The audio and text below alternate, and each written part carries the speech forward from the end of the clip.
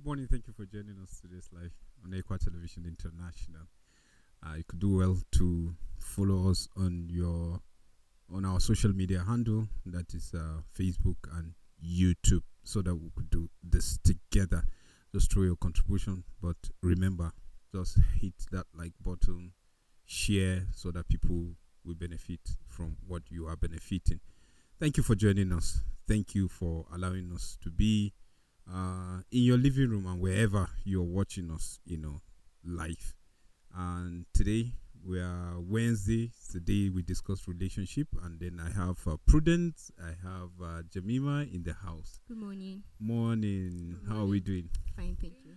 Always just glowing. Thank God. Yeah, he's God, right? Mm-hmm. Hallelujah. Amen. And then today we have this a special guest in our midst. He's pastor, and then let me not just say the rest. I think when it's time for him to talk, he will just say everything about him that he wants you out there to know. Is Pastor Gideon Zaka. Pastor, you're welcome. Thank you very much, Solomon, for having me today. It's You're good to welcome, have sir. you. Thank You're you very welcome. much. Yeah. And today we'll be discussing productive relationship. Productive relationship.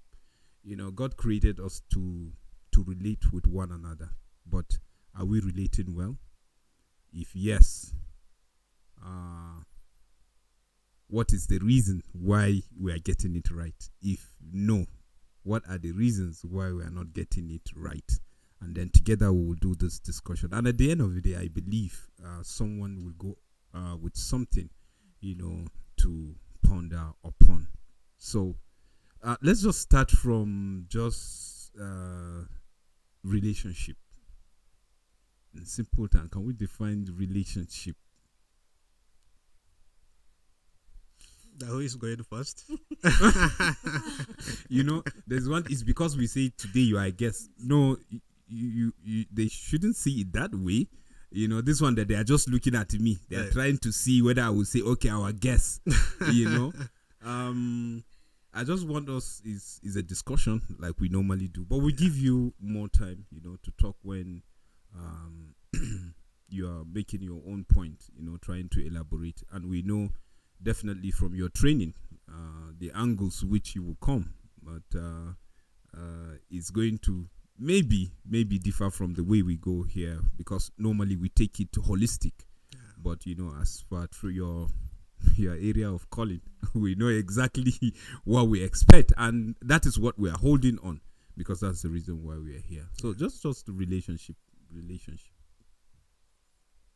Well, relationship is how we relate with each other.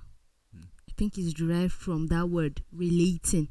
So you have a relationship, be it family, friends, relatives, colleagues,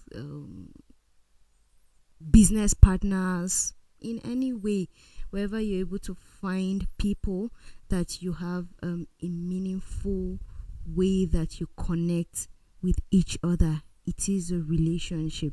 And a lot of times you don't just find it in the positive aspects. You find people relating negatively. You find people calling each other partner in crime. They are relating. They are relating. Yeah, you say my partner in crime, another one will say my partner in progress. So whichever one you decide to hold on to, it is still a relationship. People that are involved in armed robbery, they have a relationship. People that want to see the best in each other, they are always looking out for each other. When this one is falling, hey, check, I think you're getting it wrong. This one is doing well, hey, kudos, this is great, and then it is a way of relating. And then bringing it to the topic of today, productive relationship. It means we're looking at it in the positive aspect.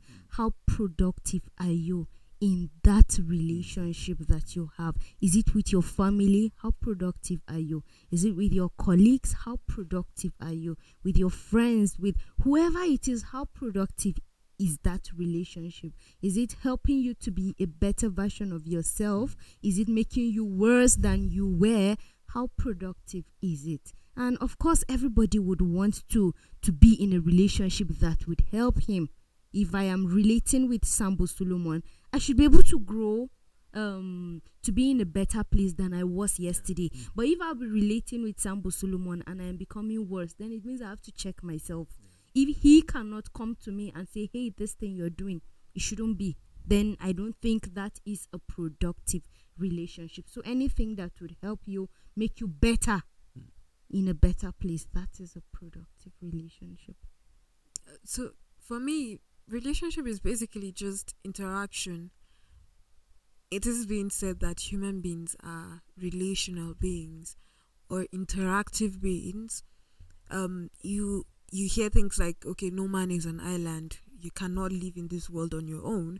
So basically it just tells you that you have to communicate in the environment that you find yourself. You have to interact with people. That's relationship. Some relationships are deep, some are very superficial, some are just acquaintances. So relationships have grades and has layers to it. It's like an onion. It just has peels and peels of it. So a lot of times when people talk about relationships, we just tend to look at the close relationship you're having, the closely knitted ones. For instance, a love relationship, families, and friends. That's basically mostly what you talk about. But relationships go way beyond that. You hear questions like, what is your relationship with this person? Probably you just hear someone responding, oh no, it's just a member we attend the same church, or we attended the same school, or he's my colleague, and things like that. It's a relationship. So relationship is like a very broad word on its own, and bringing it close to, or rather bringing it down to today's topic, a productive relationship. We all want to be better, just like Jemima said. So where the scripture says iron sharpeneth iron, it's like how interwoven we are, that your relationships build you. If you have an interaction with this person or that person, you're able to grow. If this person comes your way, you learn something for the person for however long you're with that person, be it a day, an hour, 2 weeks, 1 year. What are you benefiting from that person? What are you learning from that person? For some people it's on the bad side, for other people it's on the positive side. So really, in a whole, the concept of relationship, or even productive relationship, is a broad concept, really broad one. Yeah, well, I just needed us to just establish this, but coming to you, our guest, I want us to put it this way. Looking at this generation that we are, that people don't no longer regard relationship as anything. You will hear something like, I beg, forget that issue of me and this person. And you'll be like, but you and this person come a long way. And simply maybe because of one thing or business or something. And then the other one is just, what I'm trying to say, people don't really hold on to that. Small thing can just make you throw a 20 years, 15-year-old relationship, and people don't care. And you'll find out that because of that, we are not really getting the purpose of God. Can you just throw light? How do you see relationship? What is God's purpose concerning us coming together? Are we getting it right? Why is it that now everything is growing cold? All right. Thank you, Solomon. I don't think earlier on you mentioned if there are other things I wish our viewers should know about me. I can mention that. I think you have mentioned all that is important for them to know. Just to add that I am a believer, I'm a Christian, because we are in a generation that you have even pastors that are not really believers. So, and that is foundational to even my calling, my life generally, and that should be the testimony of every believer. And back to what the issue that you have raised. The Bible, I think Proverbs 27:17, as iron sharpens iron, so one man sharpens another. God created us as social beings, and that is why that particular aspect of our reality as human beings is being exploited by even some individuals, even institutions, government institutions, because solitary confinement is one of those areas of, should I call it punishment or what now? If you are imprisoned and then you are proven stubborn, being a very difficult person to manage in prison or correctional facilities, you are placed under solitary confinement. You'll be isolated all by yourself, and that alone in itself is a punishment. And that is because God has created us as social beings. We interact and we live productive lives when we interact with other people. So that is why if we are isolated, it is to our detriment. So it is God's plan actually that we interact and relate with each other, and we do that well. I think not too long ago there is this concept that trended a lot. No grief for anyone. Out of such no green for anyone. A lot of relationship, I believe, went south. Exactly. But talking also about productive relationship, just to also make this point very clear. If we're talking about productivity, we also need to bridle the concept of productivity. Productive relationship. What do we mean by a productive relationship? Because concepts are becoming relative these days. You have a word that, for instance, the word is love, but the meaning assigned to the word love, you'll be surprised as to what love really means. So, because if we're talking about productive relationship, for a brother that is immoral, for instance, taking advantage of a young lady, for him will be a productive relationship. Yes. And other things like that. So, as we think through productive relationship, we also bridle the concept to the extent that we subject it to what the Bible says about us and about life generally. Why is that important? You even have things that are considered to be legal, for a state or for a nation, but it is actually something that is offensive, something that is against the Christian tenet. Okay, you have same-sex marriage as legal in some other places. Something that is even acceptable morally, something that is socially accepted in some cycles, in some nations. But if you look deep into the matter, subjecting it to biblical perspective, how Bible sees it, and issues like that, you get to the conclusion that it is something that is no-go area for believers, even though it is accepted generally. So just to reiterate that as we think through the concept of productive relationship, we also look at it from the perspective of what is the Bible saying about what people say this relationship is productive, and things like that. Okay. Well, I think I like the way you put it. Yeah, and simply put, and I think whoever is following, we know that we're trying to carry everybody along, but still yet drawing our mind to where we stand, which is the Bible, and what the Bible say concerning us relating with one another. And I like the fact that you draw our attention to what is legal and what is the Bible saying, and then the issue of relativity of the words. Now that when you say this and then somebody is saying to him, this is how he see it, and there's nothing you can do. He will tell you that that is what he believes. But let's talk now relationship between a man and a woman. Boyfriend and girlfriend relationship.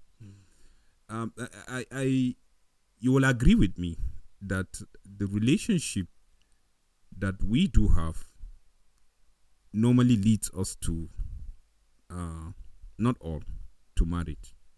And these days you have issues of divorce, issues of broken marriages, and you start to wonder, where did we get it from? Yeah. Is it that we left the concept of the Bible, or what really is happening? Is it that during the process we skip certain things, and then that's now we are faced with the consequences? So now talking about boyfriend and girlfriend relationship, before we move to the other relationship, if time permits us,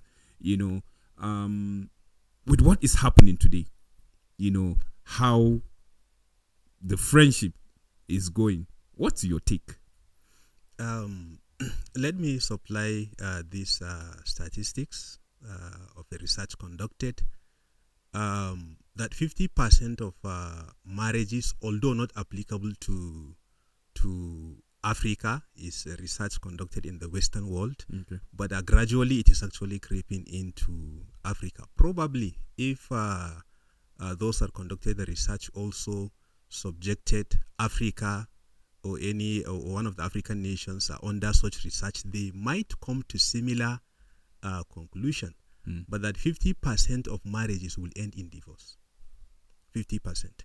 So what that means is that if, for instance, on Saturday, I attended 2 weddings. I attended the solemnization in a church and then the reception of the other marriage. The implication of these statistics is that one of the 2 marriages will end in divorce. And another one also, that is reported alongside this one that I have mentioned, is that 78% of 100% divorces, let me restate it again.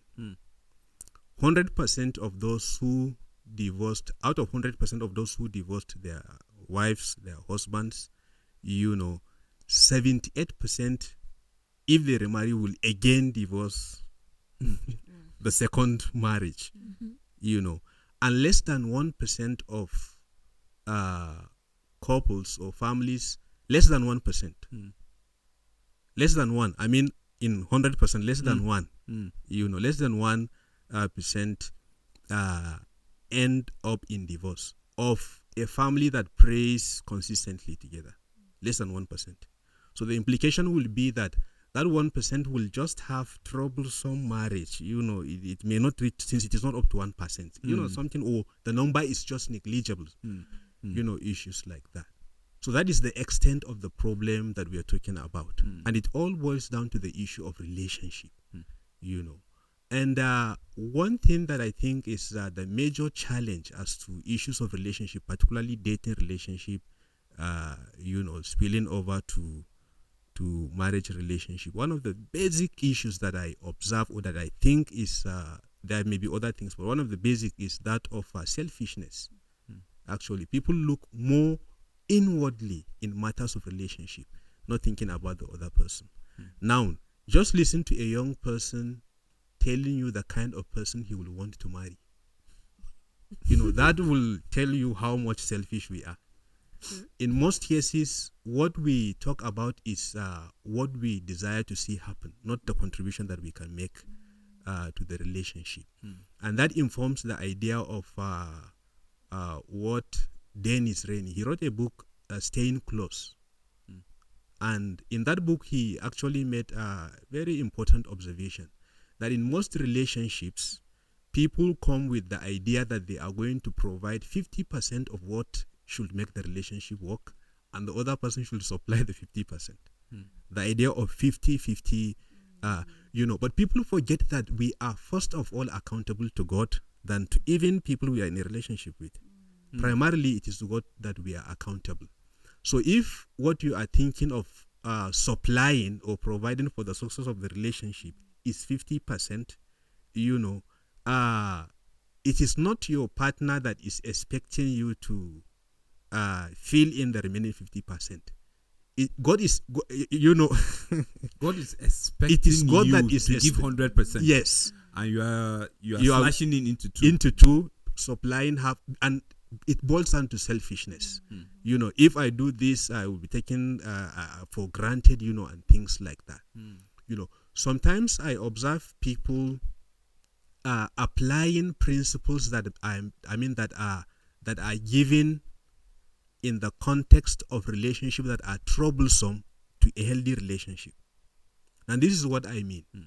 Now, for instance, I'm in a dating relationship with a lady. Our relationship is healthy, but I will be using advice that I will be giving concerning the relationship, you know, that is meant for relationships that are troublesome or relationships that are not healthy.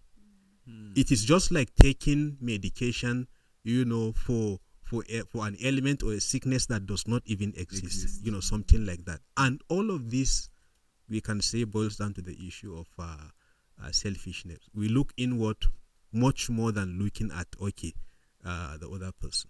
And I also think one major attribute is that we lack patience. A relationship is supposed to be a gradual process, but you, just like he mentioned earlier on, it starts from the attributes you're setting. I want him to be this and that and that and that. Are you all of that? That is the first thing you should ask yourself. Are you half of those things that you have mentioned? So if you are not, that means what you are contributing, what you're bringing to the table is not even up to the 50% that he mentioned. So we're not even patient. At the end of the day, if we get one that we feel, okay, I want to have a relationship with this person, we're not patient enough. We need to have the understanding that a relationship has to be nurtured. It has to be built. Then gradually you keep nurturing it. When you have a plant, the plant don't just become a tree overnight. You have to go through a process. You have to nurture. You have to put water every day. You have to pull out the weed. You get to a point that you have to prune it so that it becomes that thing that you want it to be. It doesn't become what you want overnight. Yes, you have a blueprint of what you want it to become at the end of the day. And even at the end of the day, it may not become that perfect picture that you have in your head. So you have to be able to nurture it. Yes, there will be a point that relationship will be like a tent. I know a tent is more like a temporal house that is not permanent. You have to keep nurturing it. Eventually it might become like a small home. At the end of the day, it becomes a big mansion or a big castle that you have thought, you have imagined in your head. So it has to be a gradual step, like one step at a time. Little drops of water, they say, makes an ocean. So you have to be patient. Don't be in a hurry. A lot of times what causes that is, oh, my friend, she just got engaged to a rich person and see she's living the big girl life. I want a rich person too. And even when you get someone that is averagely struggling, you want to keep firing that person to see that he has all that you need. You have to be patient, and you also have to know that your destiny is not the same as hers. Your destiny is not the same as his. You have to be able to be patient and have that relationship that you want. At the end of the day, it reduces divorce. The things that are happening in the relationship are the same things that happen in the marriage. Because if you are impatient in the relationship, you will not be patient in the marriage. At the end of the day, you get fed up of that person and you want to move on to another person, thinking he is that Mr. Right. By the time you get there, you want to at the end of the day, it's like we are competing who has the highest number of divorce compared to the other. You know, I had a conversation with someone one time, and we were just talking about, well, ladies always just talk about, when we get married and when we get married and things like that. And we're just having that conversation, and it came up. We were talking about violence and other things in relationships, and I was like, okay, no, nobody would wish for violence in a relationship. However, while we were still having that conversation, this lady just goes ahead and says, immediately, if her husband should raise his hand, before it lands on her face, she's divorcing him. Wow. So this is where I'm coming from. A lot of us young people jump into relationships or even marriages with the ideology of a divorce. You are foreseeing the divorce before you get into the marriage. that's the attitude a lot of us are going into. It's like we keep thinking that we are still dating. Oh, so it doesn't work out with this person. Let's just break up. And that's the mentality a lot of people enter the marriages with. So marriages keep getting broken because we are not ready, just like Jemima said, to put in the work. We have a picture, a fairy tale picture of romance that we want in our marriages. Oh, I have a very imaginative mind. I can just picture how my children are going to be going to all the best schools and all that. But I'm not ready to put in the work. That's the way a lot of people behave. In fact, I think it was on this show this very week that we were talking, and I said something about my generation being very lazy to put in the work for anything. It applies also to our relationships. We are very lenient with relationships. Like, everything of us is on the surface. When you're getting into a relationship, we're so afraid of being heartbroken that we don't give it our all. And you carry the same attitude into your marriage. You don't give it your all because you're too afraid of being heartbroken. You have seen a lot of families ending up tragically, and you're thinking, oh, it's going to be the same with me if I give everything. And we forget that all these things, just like our guests just said, you are accountable to God. We forget that. It's like, it's not even a written rule in our brains. We're just, I'm accountable to myself. I need to be true to myself. Okay, the way I'm saying it, it really does just sound very selfish. We're like living a very selfish life. It's like you're conceited. You're just self-conceited. It's just about you. It's like the world revolves around you, and that's how you approach your relationships and your marriages. But that's entirely not true. That's not true. We lie to ourselves a lot in relationships. We lie to ourselves and we give our partners the same lies. When you lie to yourself, you give your partner the same lie. Lie doesn't take you through your relationship. It doesn't bring strength into the relationship. Rather, it breaks it. Yes, it just destroys. The result at the end of the day is going to be terrible. So we really need to put our minds together and be serious. And this is a serious business. Someone said you can make any mistake in every other kind of thing you put your hands into. But when it comes to the issue of marriage, don't wish to make that mistake. But we are already wishing to make the mistake before we get into the marriage. So really need to work on that. I think a culprit that needs to be mentioned is our movies. Actually, sometimes we bank so much on them. I mean, we trust them so much, thinking that how relationships are depicted in movies. Generally, that is how relationships are. And books. And books also. And books. Yes.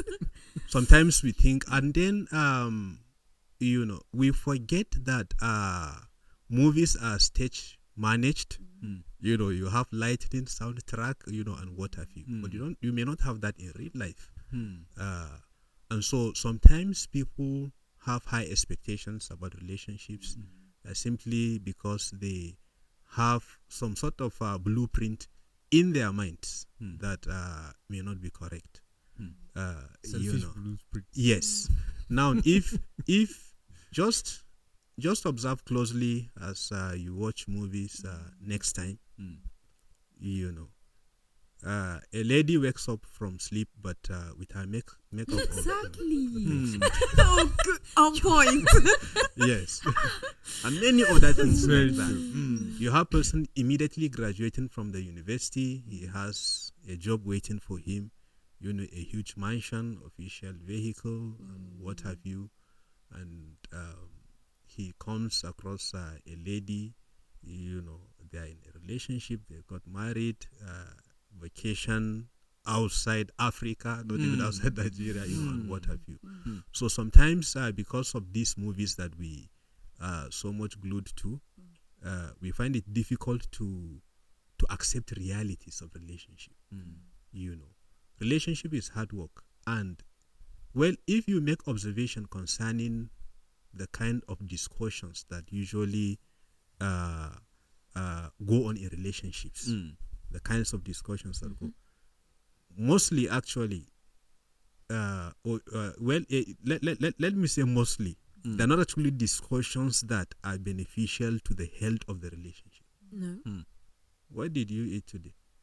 I mean, well, it's important to check that out, but you find people you find people having difficulty in discussing about, okay, what is your plan in 10 years to come as a wife or as a husband? How do we believe in God? I mean, trust in God. How do we intend our children to be? What will be their commitment to the church? How do we want them to interact? What modalities can we follow, to achieve that?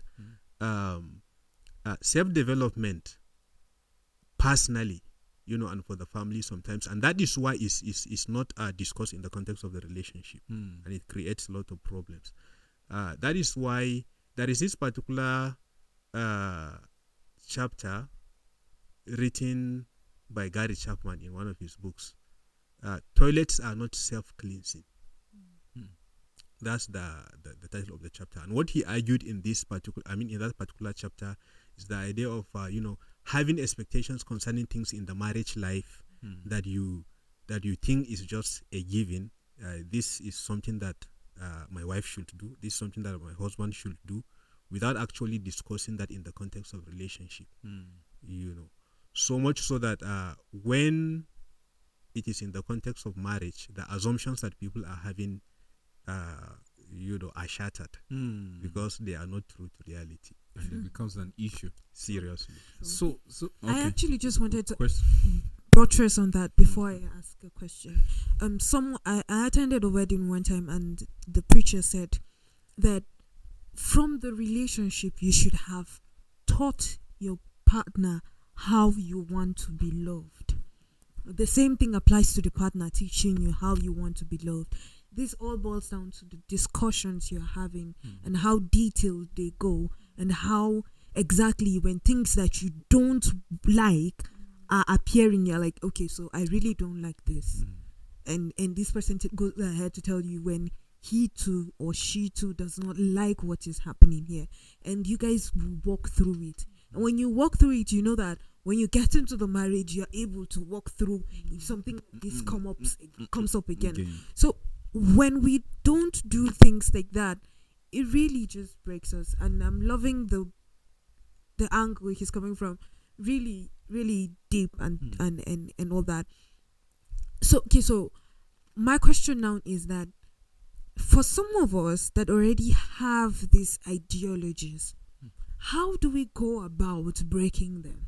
It's like you are in a relationship, and I'm loving that I'm the only single person here on this relationship discussion today. You just had to shake that table. I just had to. If we start now, I just had to. Crying. That you are alone meant you should have kept quiet. No, that I'm alone. That's why I need to voice out the burden that not is give disturbing looking for. That's it. Chop no go. Okay, all right. So here's my question. We are in a generation where there are a lot of things that are permissible in relationships. We talk about cohabitation. You talk about premarital sex. You talk about certain sexual contents that are in relationship. Some people don't go all the way, but there are certain sexual contents that are in, and there are a lot of back and forth. If you say you're not going to, your hands are clean, you're not doing anything like that, and everybody's just thinking, oh, why are you so prude? Why are you so obstinate? Why are you so old-fashioned? How do we rectify this? And how do we this ideology, and how do we keep ourselves firmly? Because it's not easy to just maneuver your way through things in this kind of generation. It's like really hard. So how do we approach these things so that we don't make mistakes that those that went ahead of us have made, and that we don't also that we also are able to learn from those ahead of us that made the right decisions. So how do we maneuver our way in this? All right. The first, let me begin by mentioning that just as there are terrible young men out there scouting for young ladies to destroy, as well as young ladies also, because it has grown to that extent. Young ladies also scouting out for young men to destroy. There are also young ladies and young men that are committed and are desiring to have a healthy healthy relationships and healthy marriage life. So there are those individuals around, things like that. But what I noticed is very helpful is actually having some sort of mentors, coaches, a family, or some families that you wish to have a family just like their own family. We're not talking about a perfect family because there are not perfect individuals, but we're talking about healthy families.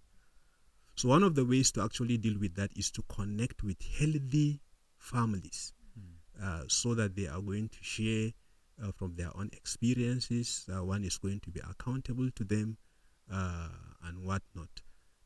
That is very important, very important. Why that is important is because sometimes if we rely from maybe the advice that we get from our fellow young men and women, we may not get the correct advice, we may not get the right information. But if we are connected with families that are really godly families, they will be of great help to us. A lot of information that you have circulating around concerning relationships, just as we had mentioned concerning issues of movies, they are not correct information. There are issues, social media, and what have you. It takes godly family that is really also committed to helping a young man or a young lady that will share, how marriage life is and how it should be, how relationship should be, and things like that. Some families may not be that open to you, to caution you and draw your attention to issues like that. Let me mention this to our viewers. You see, there are two stages to romantic life or to love relationship. There are two stages to that. The first stage is when it is in the context of relationship, and a little more into, a little years into the marriage life. And you also have the second stage, which is primarily during the marriage life, And just as you have different set of rules that you use while playing football, you also use different set of rules while playing basketball. In the basketball, you can touch the ball with your hands, and it becomes a foul if you're not the goalkeeper in football, things like that. So in these two stages, you approach the relationship also from two different perspectives. It is much easier, just to explain further, for one to maintain a relationship in the first stage of the romantic love, or in the first stage of the relationship, or in the first stage of the love relationship. It is much easier, to be kind to the other person. But when you come to the second stage, you need to be more deliberate and committed. So a young person, for instance, that is not that is not enlightened concerning this matter may even think that if there is a transition between the first stage and the second stage, something is wrong with his marriage life. But nothing is wrong with the marriage life. It is just a transition, and that person needs a change of rules in how to handle the family life. So for a young person that is really committed to having a healthy relationship and a healthy marriage life, that person actually needs to connect with individuals that have gone ahead of him, godly individuals that have gone ahead of him. Then they will help him to navigate his way through the relationships. If not, it becomes very difficult and very hard because of the pressures that we have all around, from friends, social media, the movies that we watch, and what have you. And I also think aside having families, godly families that would help you, think you also have to decide that you want to do it. Because if you don't have a decision, if you're just on the fence hoping, okay, if it doesn't work here, I jump back here, if it doesn't work here, I jump back here, you would never be able to do what you want. So if you can make that decision, then those families can genuinely be able to help you. Absolutely. Because you have submitted wholeheartedly to them helping you. But if you do not make that decision, have 1,000 of those families, nothing will change. So it also starts from you. The Bible verse that said, how can a young man keep his way pure? By living according to the laws of the Lord. So you have to make that decision and then seek the help in the right places.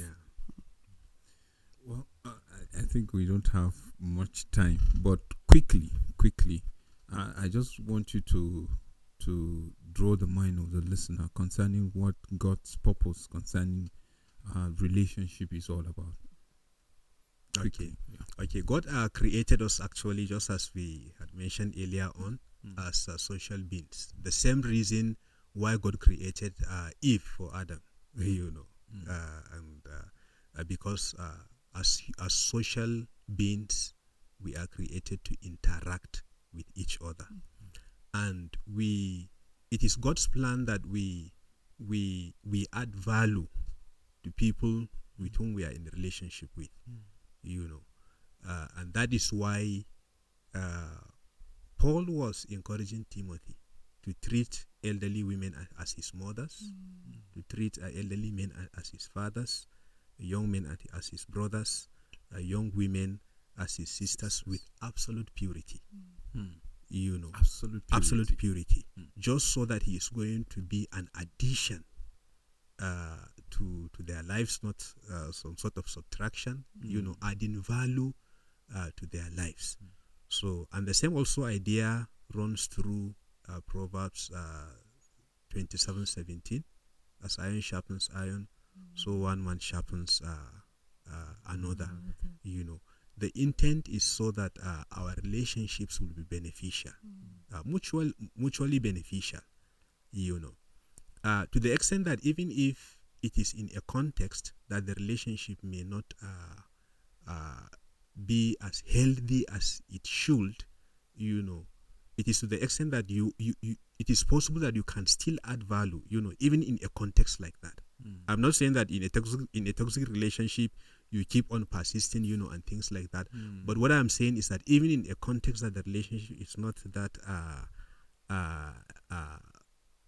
it's not moving smoothly, God can still use you to add value to that relationship.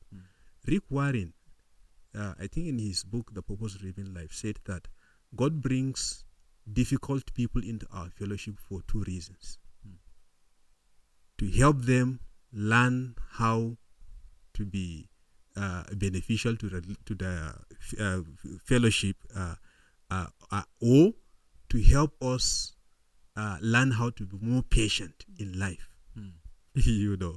So even difficult people in the context of relationship can learn how to be patient from us. As we grant them that opportunity to also grow to be the people that God wants them to be.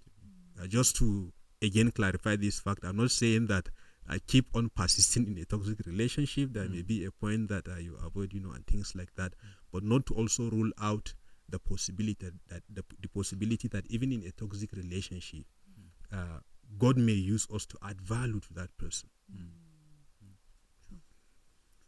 Any addition before we wrap up? That you should do the best that you can do. That whatever form of relationship you find yourself in should be a productive one. And if it is not, it is okay for you to leave, because your life is all about productivity and no setback. It's just really important, especially talking to my generation. We really need to do that foundation. My generation. Okay, so talking to my generation, we really need to put the work. laziness does not benefit us in any way, and it applies to our relationship. We need to put the work into our relationships. We can't go ahead and continue living our superficial relationships, our frenemy relationships, and I'm dating this person and dating that person relationship. No, we should be solid with our relationships. They should be real. They should have content, texture, substance. That kind of relationship is what we should push for. And for you to also know that the grass is always greener on the other side. And that is because you do not see that person tending to the grass. He's always dirty. So you should constantly do your best so that your own grass will be greener. Your own relationship will be productive. I love that. Thank you, Prudence. Thank you, Jemima. Thank you. And for our guests, we sincerely appreciate your coming and thank you for your input. Thank you. With this short notice, you avail yourself to just come and add value to what we are doing today. We sincerely appreciate you. Thank you. And for the viewer out there, this is the much we can take. Just know that, whatever you are doing, relationship-wise, know that God should be the center. Once God is the center, then definitely you will give your 100% and leave the rest for Him because He's our creator. So just try and know and do your best in any relationship you find yourself. Just make sure that the intention is to add value. Do your best, and I believe by doing that, God will reward your own part that you are committed and you are faithful. So thank you for allowing us to do this together. I'll see you tomorrow, same time, same station. Bye-bye. And be a blessing to someone today.